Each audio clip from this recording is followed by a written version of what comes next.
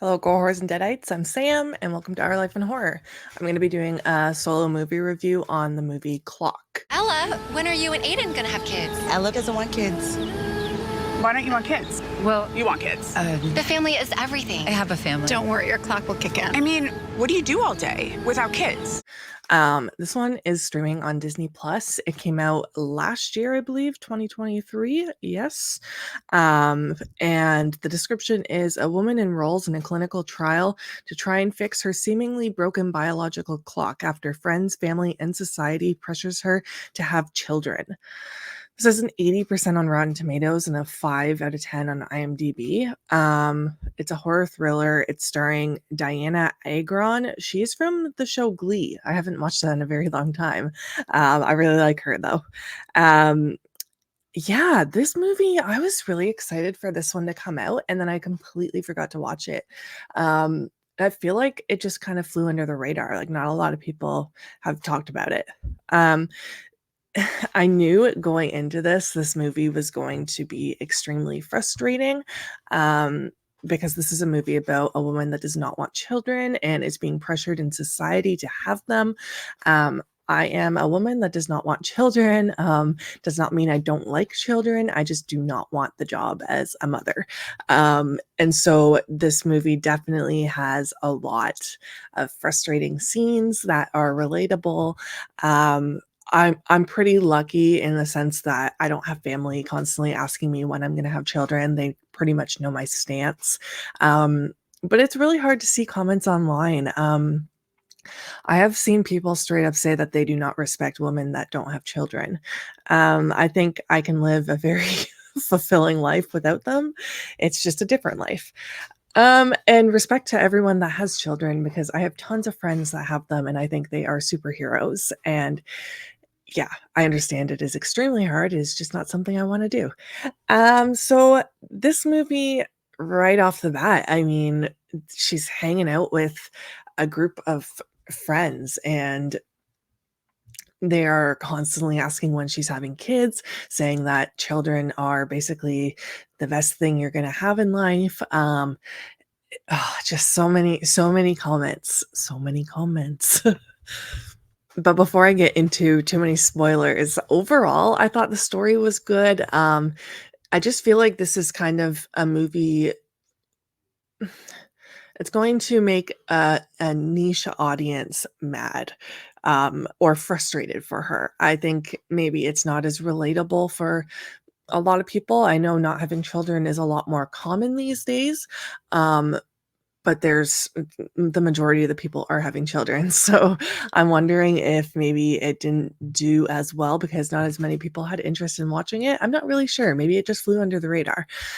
This is directed by a female, I believe. So I'm wondering if she has taken past experiences into this movie. Don't quote me on that. That's just a thought that I had. It would be really interesting to interview her, but I would have to track her down. I thought the movie's well shot. There's some good special effects in it. There's some disturbing scenes, I guess. There's a little bit of nudity in this. You do get to see a wiener. I didn't really notice the score too much when I was watching. I was more invested into the story. I thought the acting was good. The performances were good. And yeah, like I said, this does have a very relatable storyline for me, but absolutely not for everyone.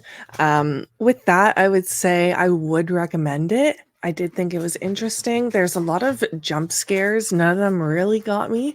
There might have been one that got me, but besides that, I think maybe the things that stood out to me were probably the couple disturbing scenes we get in this film. But yeah, with that, I will get into spoilers. So if you have not seen it, go watch it and come back.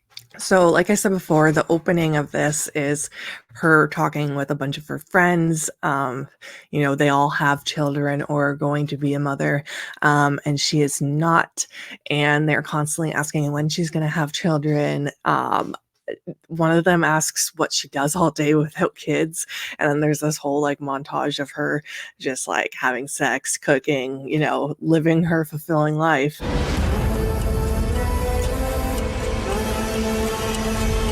Um, and then it comes back to her being stuck with these women and them constantly questioning her.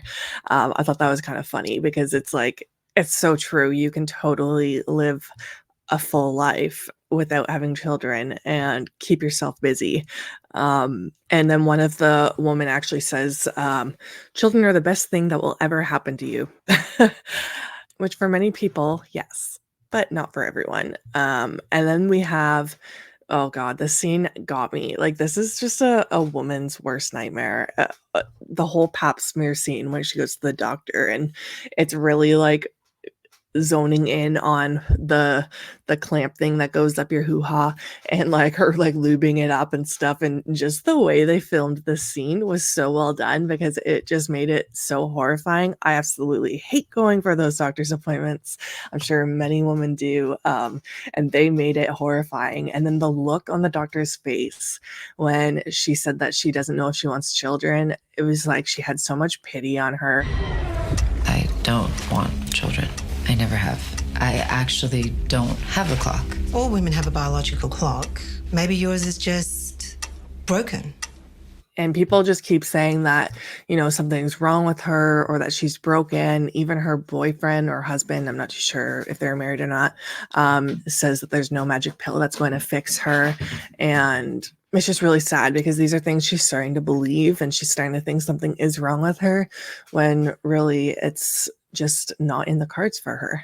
And then when she is heading to this retreat, she's on the phone with her job and basically saying like she even mentions on the phone that she knows it's her dream job, but she's going to be turning it down. And it's sad because, some women do feel pressured into having children, and it's something that they don't actually want, and they do give up either maybe it's their dream career or their dream hobby, and they end up giving that up and sacrificing that to have the child. And if they truly wanted to be a mother, then cool, but if you don't, like, that's a big sacrifice to make. I noticed that there was a lot of so like in the beginning, she's eating some sort of, I think it was like sushi or something, and there's like the fish eggs on it. And then at one point she's cooking eggs and she's like eating the yolk. And then she was eating salmon too, which I ended up Googling because I was like, hey, everything she's eating like is a symbol for something. So I Googled what the symbol for salmon is, and it's basically fertility. So everything kind of relates to the themes of this movie. I thought it was a neat idea that she could go on this retreat and fix herself. I thought that was kind of a creative idea for a storyline. And this tank that she goes in, that scene was pretty brutal. It looked like it was really traumatic. We're seeing we're seeing babies being birthed over and over and over. And I don't know if you guys ever watched that one video in high school, like The Miracle of Life or something. I can't remember what it was called, but it was literally you had to watch a baby being birthed out of a hoo-ha. And oh God, I just remember being traumatized watching that. And this movie does not hold back. You're watching these babies being birthed over and over and over again.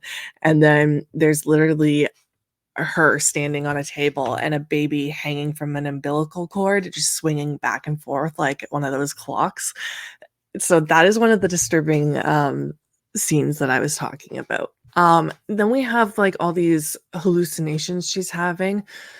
I know the hallucinations are because she's having like taking these pills and she has this implant in, and I know she's her wanting to have a child is a hallucination in itself, which we learn at the end.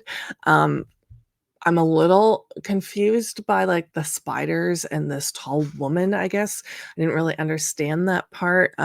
If anyone else knows what that meant, you can let me know. But yeah, the tall woman, there was a bunch of jump scares with her. I think the one in the car is the one that got me the most. I'm trying to think if there was another one, but I watched this movie in 2 parts as well, so I know when you do that, it kinda becomes a little less effective because you're taking out the momentum. But yeah, lots of jump scares in this movie, not all of them super effective, but maybe 1 or 2 that did get me. And then the scene with the nursery where she's taking over her friend's nursery to make it for when her friend has her baby, and she completely destroys it is super creepy. But again, I'm having a hard time figuring out why it's all, like, spiders and stuff like that. I guess I must have missed something. She's also, like, becoming obsessed with having a baby, but, like, not even just, like, having like, being a mother, but, like, having a baby in general. When her friend's water breaks and she goes and basically takes all the water that came out of her and, like, starts rubbing it on her face, I'm just like, "Okay." Then we get this scene where her and her boyfriend are going to have sex and there's something sharp inside of her. I'm assuming that was her implant, because we ended up seeing that he cuts his dick on her inside of her.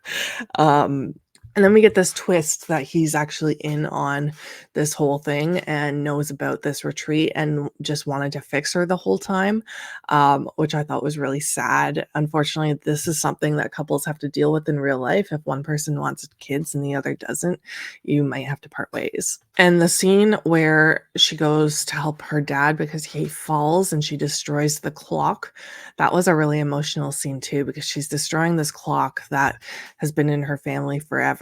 And, you know, her father is also hard on her about the having kids. And then I kind of had a feeling that maybe she injured him because just the way the scene went after that scene, and that did end up happening. She actually ended up killing him, which was really sad. Um, the scene where she goes back to the retreat and basically calls out the main doctor in front of all these other women and says it's all an illusion, it's not real. I really like that scene. And she ends up taking the implant out herself because the woman refuses to do it. She says if she does it, she will never have children. And she basically responds with, and how do you know that's a problem for me? Because basically she wants children now, but it's not her reality. Like, she doesn't actually want them. It's the retreat that is making her want them, or the implant. So I really liked how when she took the implant out, all of a sudden everything became colorful again.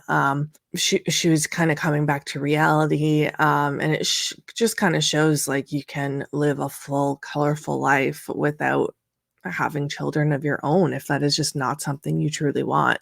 I also thought the scene where we get to see what actually happened with her dad was really sad, and he's saying he doesn't care about whether or not she has children and carries on the family line. He just wants her to be happy and for him to live his last years with her while she's truly happy doing what she really wants. And she basically freaks out and says it's too late, because she's already given that all up, which is what happens when people do get pressured into having children and don't actually want them. And then you end up with children that don't get cared and loved for the way that they should be. In some situations are totally different, and you know, mother instincts can come out and you can still have tons of love for your child even if it's not something that you wanted for your life. But yeah, in some situations, unfortunately, it does end up going bad. And then it ends with the cops coming, and her husband called the cops on her because he went to check on her father and realized he was dead, and she ends up jumping off the cliff. This whole fish coming out of the water thing confused the fuck out of me. Excuse my language. Yeah, that was there's a few things in this movie that confused me. But yeah, overall, I did like the movie. Didn't love it, didn't hate it. Obviously, this is a movie that is geared towards me though, so I did enjoy the storyline. I think I will give this a high thumbs up because I think or not a high thumbs up, sorry, a high okay, because I gave it a 3.5 on Letterboxd, I believe. So yeah, that is going to be my rating. Let me know if you've seen this movie. If you can explain some of the stuff that I didn't understand, that would be awesome. Did you enjoy this movie? Is it not for you? Yeah, just let me know in the comments. Please like, share, and subscribe, and always remember to stay spooky.